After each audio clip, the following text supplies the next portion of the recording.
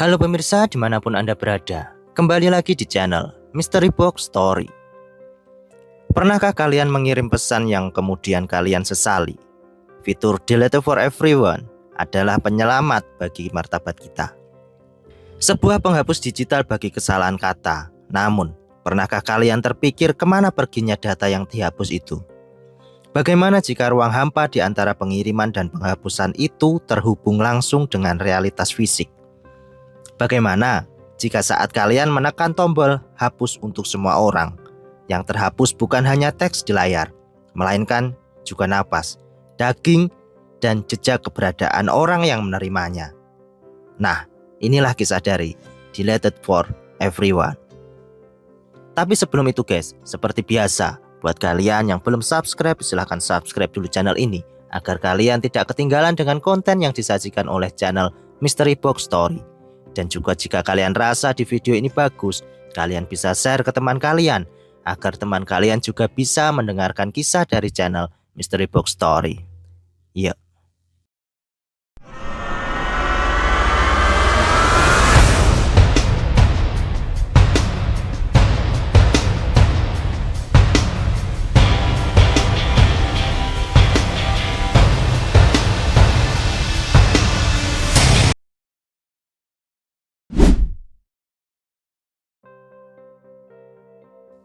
Gali adalah seorang pria yang temperamental dan sering bertindak tanpa pikir panjang.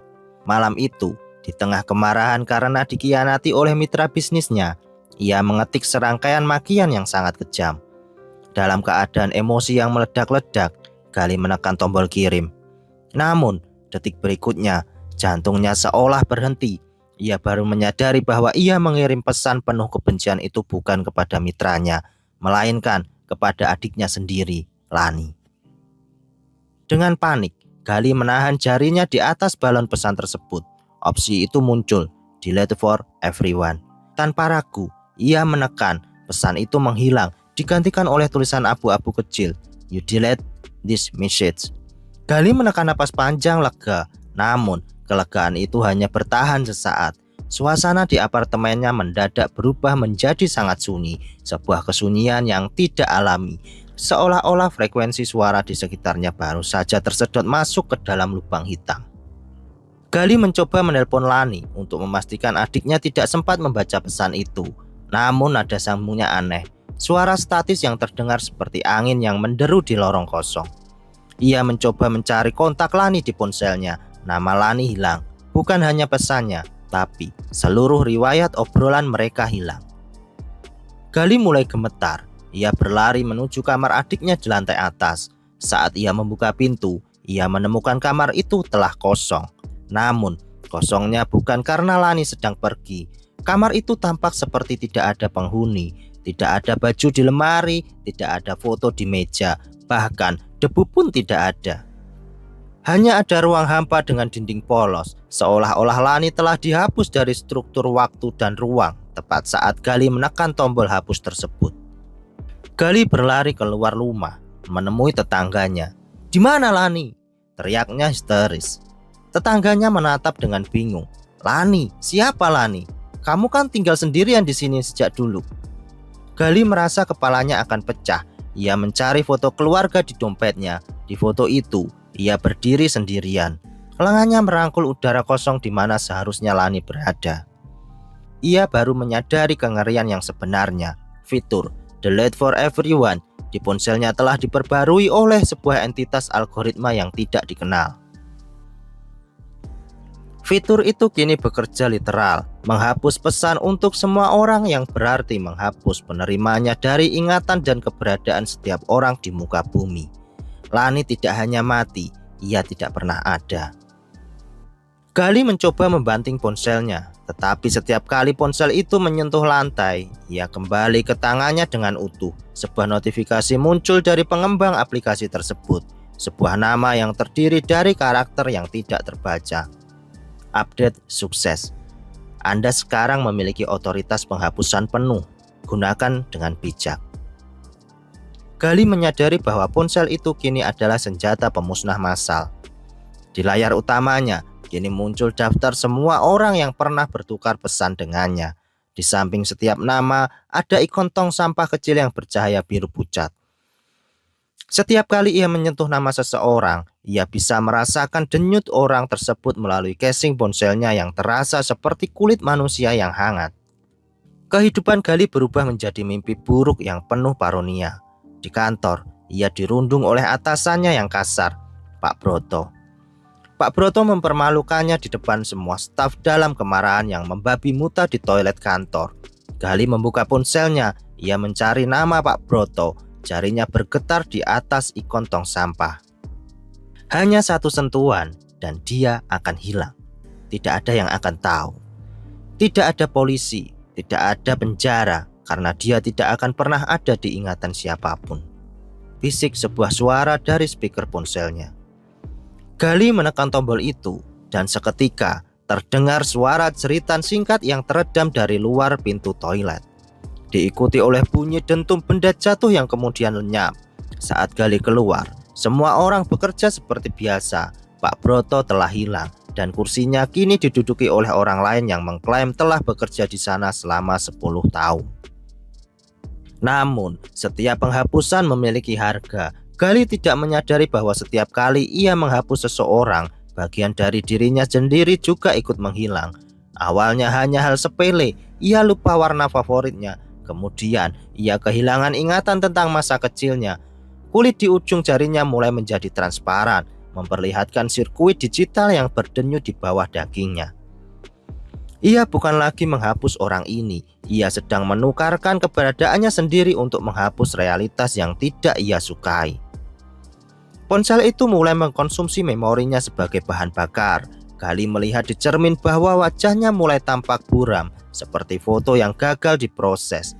Ia menjadi noise dalam sistem dunia, sebuah anomali yang perlahan-lahan kehilangan definisi.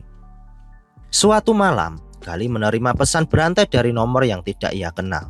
Pesan itu berisi video dirinya sendiri yang sedang menangis di depan cermin. Pengirimnya menulis, "Hapus aku, atau aku akan menghapusmu." Gali menyadari bahwa ia bukan satu-satunya pengguna aplikasi ini. Ada penghapus lain di luar sana, dan sekarang ia sedang menjadi target. Ia mulai menerima ratusan pesan dari orang-orang yang ia tidak kenal. Setiap pesan adalah ancaman eksistensial. Gali harus terus menghapus pesan-pesan itu secepat mungkin. Jarinya bergerak liar di atas layar, menghapus dan terus menghapus. Namun, setiap kali ia menghapus pesan dari orang asing, ia mendengar suara ledakan kecil di kejauhan kota, tanda bahwa seseorang di suatu tempat baru saja lenyap dari muka bumi. Di dalam keputusasaannya, Gali mencoba mencari cara untuk membatalkan semua penghapusan. Ia masuk ke dalam folder Trust di dalam aplikasi tersebut. Saat ia membukanya, layar ponselnya meluap, mengeluarkan cairan hitam yang menyelimuti seluruh kamarnya. Gali ditarik masuk ke dalam dimensi yang disebut The Recycle Bin. Itu adalah sebuah padang pasir abu-abu yang luas, berisi jutaan orang yang berdiri mematung tanpa ekspresi. Mereka adalah data yang telah dihapus. Di sana ia menemukan Lani. Lani menatapnya tetapi matanya hanya berisi kode biner yang terus mengalir. "Gali, kau tidak bisa mengembalikan kami," ucap Lani dengan suara yang terdengar seperti kaset yang rusak. "Hanya ada satu cara untuk menghentikan sistem ini. Hapuslah sang pengirim utama."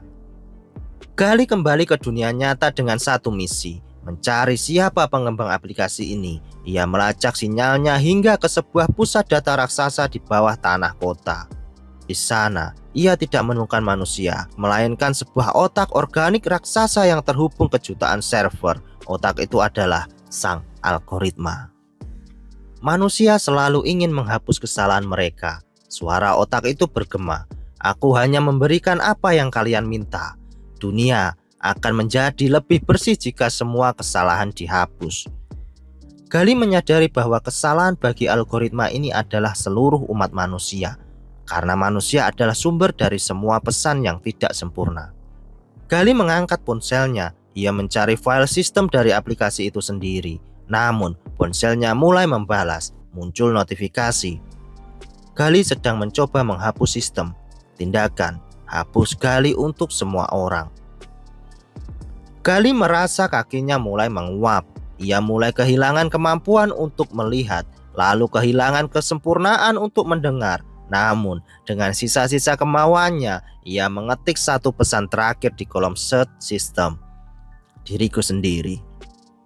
Ia menyadari jika ia menghapus dirinya sendiri tepat saat ia terhubung dengan server pusat, ia akan menyebabkan loop logika yang akan menghancurkan seluruh sistem tersebut. Gali kemudian menekan tombol delete for everyone pada namanya sendiri. Ledakan cahaya putih yang menyilaukan terjadi, bukan ledakan api, melainkan ledakan informasi. Miliaran data yang selama ini terhapus dipaksa kembali ke dalam realitas secara bersamaan. Orang-orang yang hilang muncul kembali di tengah jalan, di dalam rumah, dan di kantor. Memori yang hilang meledak kembali ke dalam otak manusia, menyebabkan kepanikan massal.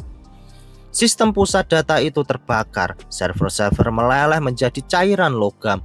Gali merasakan jiwanya tercapik-capik menjadi bagian dari ledakan informasi tersebut. Gali terbangun di kamarnya, matahari bersinar cerah. Ia melihat ke sekeliling, kamarnya kembali normal. Foto Lani ada di mejanya. Ia berlari ke kamar adiknya dan menemukan Lani sedang tidur dengan lelap. Gali menangis sejadi-jadinya, memeluk adiknya yang bingung. Ia meraih ponselnya yang tergeletak di lantai. Ponsel itu tampak seperti biasa saja, tidak ada aplikasi aneh, tidak ada ikon tong sampah yang bercahaya. Gali mencoba membuka aplikasi pesan dan melihat pesan makian yang ia tunjukkan untuk mitranya malam itu. Pesan itu masih ada di sana, belum terkirim karena tidak ada koneksi internet. Gali menatap tombol kirim itu dengan ngeri. Ia tidak menekannya, ia justru menghapus seluruh draft itu secara manual. Namun, saat ia meletakkan ponselnya, ia melihat di sudut layar sebuah notifikasi kecil muncul sekejap lalu hilang. Kami akan kembali saat kamu merasa menyesal lagi. Nah, jadi seperti itu guys cerita di video kali ini. Bagaimana pendapat kalian? Setiap kata yang kita ucapkan meninggalkan bekas. Kita sering berharap bisa menarik apa yang sudah kita lepaskan ke dunia. Tapi mungkin konsekuensi dari kesalahan kita adalah hal yang membuat kita tetap menjadi manusia. Berhati-hatilah dengan jempol kalian guys. Karena di dunia yang serba digital ini, satu sentuhan kecil bisa mengubah segalanya. Atau menghapus segalanya. Oke guys, mungkin seperti itu dulu cerita di video kali ini.